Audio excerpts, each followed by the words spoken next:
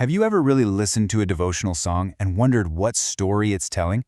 Today, we're diving into Hindu bhajans, and we're going to discover that they're not just simple hymns. No, they're actually these incredibly well-structured narratives, like a complete roadmap of faith that unfolds one verse at a time. So let's follow that map. And the story starts right here, immediately creating a sense of sacred space. This line, "The flame burns day and night," just pulls you in. It sets a scene that feels both eternal and, alive. This isn't just some building. It's a living sanctuary, and it's always glowing with a divine presence. So that's really our big question for today. What are these songs trying to show us? By breaking them down, we're going to see what they reveal about the path of devotion itself, a journey that always starts by setting a holy stage, moves through this careful, loving preparation, and ends with a very personal conversation with the divine. Okay, so before we go any further, let's get on the same page. What exactly is a bhajan? What is this art form we're looking at? Well, at its core, a bhajan is a song of worship. But the key thing to get here is its lyrical and expressive nature. These aren't just dry recitations of scripture. They're deeply personal, super emotional songs, and they're just filled with love, praise, and this real, profound yearning to connect with a deity. All right, so let's get into the first part of this narrative. This is where it gets really interesting, because before the devotee's personal worship even kicks off, the song first establishes the temple as this kind of cosmic hub, a place where even the gods themselves come to worship.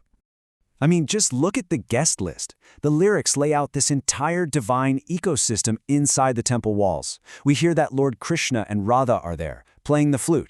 Lord Brahma is reciting the sacred Vedas. Lord Vishnu and Lakshmi are performing rituals. Even Lord Ganapati shows up with Riddhi and Siddhi, bringing prosperity. And only then do the human devotees join in.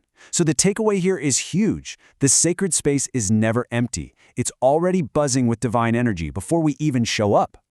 Okay, so the stage is set. It's packed with gods. Now, the spotlight shifts to the devotee and how they actively prepare for worship. And in all this preparation, there is one visual cue that stands out way above everything else.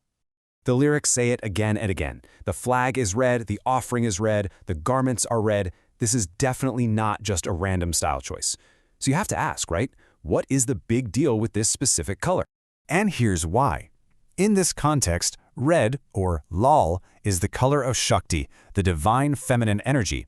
Think of Shakti as the cosmic power, the dynamic force that runs through the entire universe. It represents purity, love, new beginnings, celebration, all of it. So when the devotee prepares everything in red, they're not just decorating, they are actively calling on and tuning into the very essence of the goddess they want to worship. So let's look at exactly how they do this. The songs go into incredible detail about the act of lovingly dressing the goddess, and they create this really vivid mental picture of the whole offering. I mean, it's literally a head-to-toe preparation. The song methodically builds this image for us. It starts with the red blouse and scarf, then moves to the necklace and forehead mark. Then you've got the hands with red bangles and henna, and finally all the way down to the feet with red anklets and dye. And the final touch, an offering of sweet pudding, which is of course also red. It's just this complete, meticulous act of love. So, with the stage set and the offerings perfectly prepared, the narrative shifts into its emotional peak. It becomes a direct, personal conversation between the devotee and the divine, a plea that's filled with both patience and, at the same time, total certainty. This line right here is the heart of the whole thing. There's this acknowledgement that, this connection doesn't happen in an instant. It will take a little while. But at the same time, there's this unbreakable faith. She will have to come. It's this beautiful tension between patient, loving effort and just absolute conviction that really defines this moment. And then the story hits this beautiful revelation. Devotion is not a one-way street. The devotee says, "I've brought the tika," totally trusting that her Lord will bring the bindiya to complete it. "I've brought the bangles," knowing he will bring the henna. It's a divine partnership. Devotion here isn't just about giving. It's a two-way street, where the devotee's offering is met and completed by the divine.